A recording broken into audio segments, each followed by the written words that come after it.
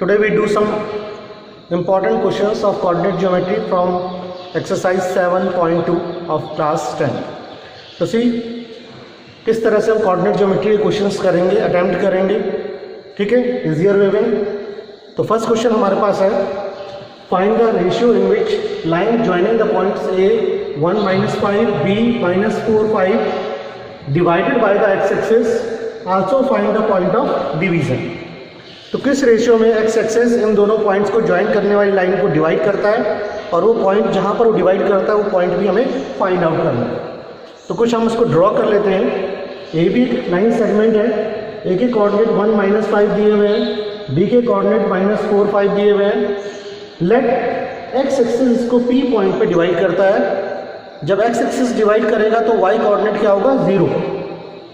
तो point P के coordinate होंगे x, 0।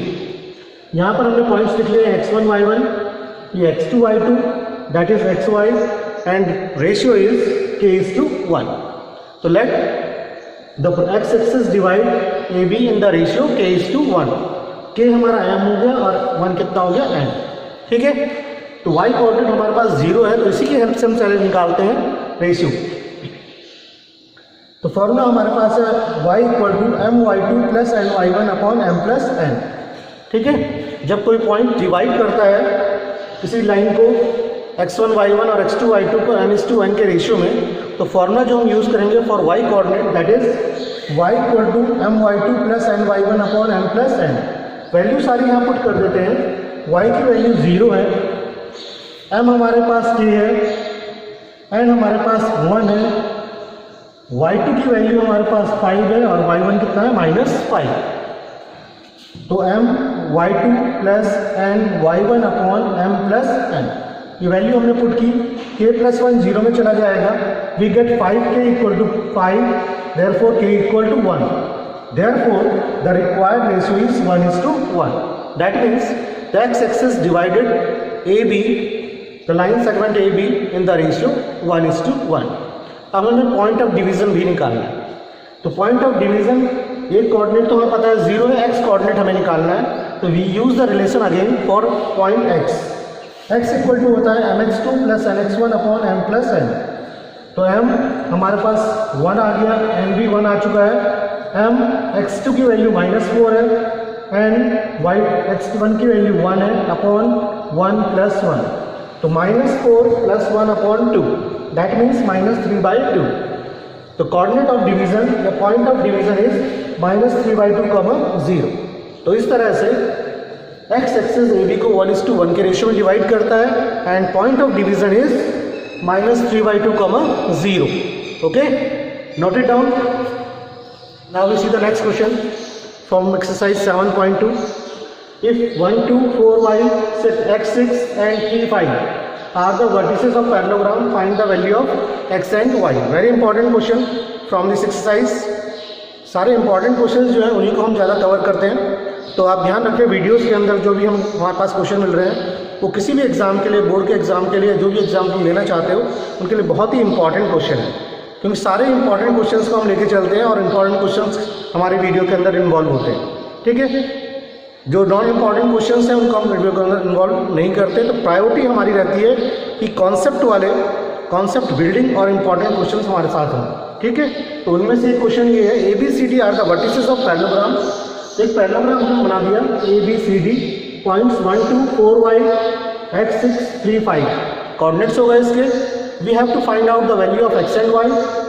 तो यहाँ से हमने डायग्राम बनाए इसके AC और BD। अगर ABCD कोऑर्डिनेट्स हैं, पैरेललोग्राम के वर्टिसेस हैं, तो मिड पॉइंट ऑफ AC और मिड पॉइंट ऑफ BD क्या होगा, सेम होगा। यहाँ पर दोनों का मिड पॉइंट एक दूसरे को का सेम आएगा, कॉन्साइड करेंगे। Therefore mid point of AC = mid point of BD। और मिड पॉइंट निकालने के लिए फॉर्मूला क्या है, x1 + x2 / 2 y1 + y2 / 2। दोनों के x coordinate mid point of AC के लिए क्या होगा, x + 1/2, फिर y कोऑर्डिनेट 6 + 2 / 2, यहाँ के लिए 4 + 3 / 2, y + 5 / 2। फर्स्ट कोऑर्डिनेट फर्स्ट के इक्वल होगा, x + 1/2 = 4 + 3/2। 6 + 2/2 = y + 5/2। फर्स्ट वाला फर्स्ट के इक्वल और सेकंड वाला सेकंड के इक्वल, समझ गए? तो इस तरह से x + 1/2, 4 + 3/2, 6 + 2/2 = y + 5/2। 2 से 2 कैंसिल हो जाएगा यहाँ पर भी, और x + 1 = 7, तो x = आ जाएगा हमारे पास 6। यहाँ पर 6 + 2 8 है, 8 = y + 5, तो y = 8 - 5, that is equal to 3. Therefore the values of x and y are x = 6 and y = 3. In this way easily we can find out the values of x and y if the coordinates are given for vertices of parallelogram. Okay, do it. The next question is important question है काफी। AB, A and B are the coordinates -2, -2, 2, -4. We have to find P such that AP = 3/7 AB and P lies on AB. AB दो coordinates हैं joining the line AB, -2, -2 and 2, -4.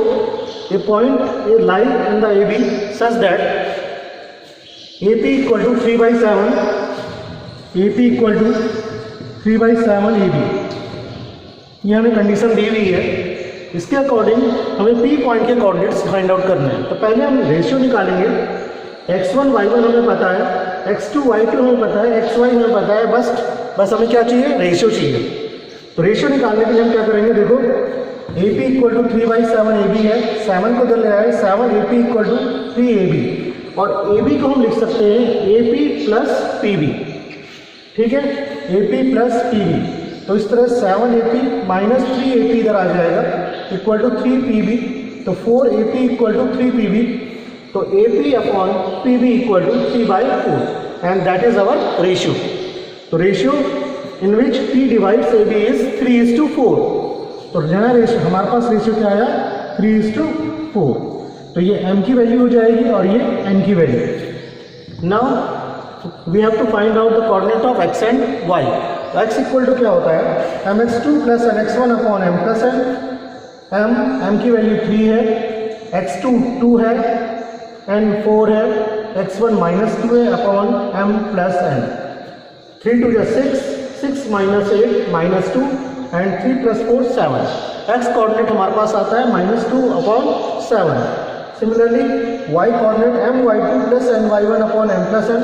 Formula use करेंगे, value put करेंगे, m3 y2 -4 है, n 4 है, y1 -2 है upon 3 + 4 -12 -8 कितना हो जाएगा? -20/7। Therefore the point P which divides AB such that AP = 3/7 AB, the coordinate of P are -2/7, -20/7। तो 4 मार्क्स के लिए और 3 मार्क्स के लिए very important question is this one. You have to do carefully and note it down. Now we see a question from exercise 7.3 for coordinate geometry, that is find the area of triangle with vertices -5, -1, 3, -5 and 5, 3। Area of triangle find out करना है। Vertices दिए हुए हैं हमको ABC, और किस तरह से करेंगे हम? फॉर्मूला हमने पहले अर्लियर वीडियो में देखा है, तो पिछला वीडियो जो इससे रिलेटेड है वो जरूर देखें, उसका लिंक मिल जाएगा आपको उसमें यहाँ पर। और कोई भी चैप्टर आप देखते हैं तो पहले उसका इंट्रोडक्शन और स्टेप बाय स्टेप उसे देखेंगे तो ज़्यादा अच्छी तरह आपको समझ में आएगा। फॉर्मूला किस तरह बना, फॉर्मूले का डेरिवेशन कैसे आया है, कैसे हमें इसे अप्लाई करना है, सारी चीज़ें स्टेप बाय स्टेप आपको मिलती चली जाएंगी, ठीक है। तो अर्लियर वीडियो में section formula, point of division कैसे आना है और डिस्टेंस फार्मूला, इनके डेरिवेशन भी आपको मिलेंगे कि किस तरह से हम डिराइव करके फार्मूले को लाएंगे। अब हम यहाँ इनको अप्लाई कर रहे हैं एक्सरसाइज में।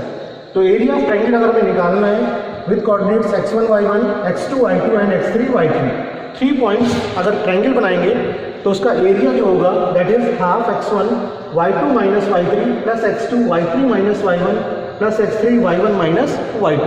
तो इस तरह से हम इस फॉर्मूले के अंदर वैल्यू पुट करेंगे।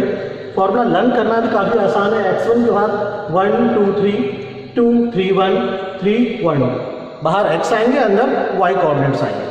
वैल्यू पुट करते हैं तो सबसे आसान तरीका, सबसे अच्छा है कि जो भी कोऑर्डिनेट्स आपको दिए हों उनमें x1 y1, x2 y2, x3 y3 इस तरह से पहले लिख लें।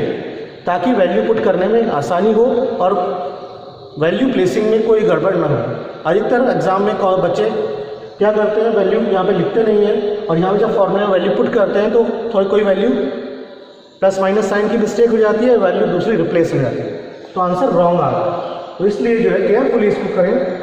देखो यार, हाफ x1 हमारा -5, y2 -y3 -5 -2 प्लस x2 की वैल्यू है 3, y3 y3 2 हो गया, y1 कितना है -1 तो +1 आ जाएगा यहाँ पर, plus x3 that is 5, y1 -y2 -1 और माइनस माइनस प्लस हो जाएगा, तो -5 -2 -7 -7 को -5 से मल्टीप्लाई करेंगे 35 और यहाँ से 3 3 9, यहाँ से 4 5 20 plus 9 plus 35 equal to 64 and half of the 64 is 32.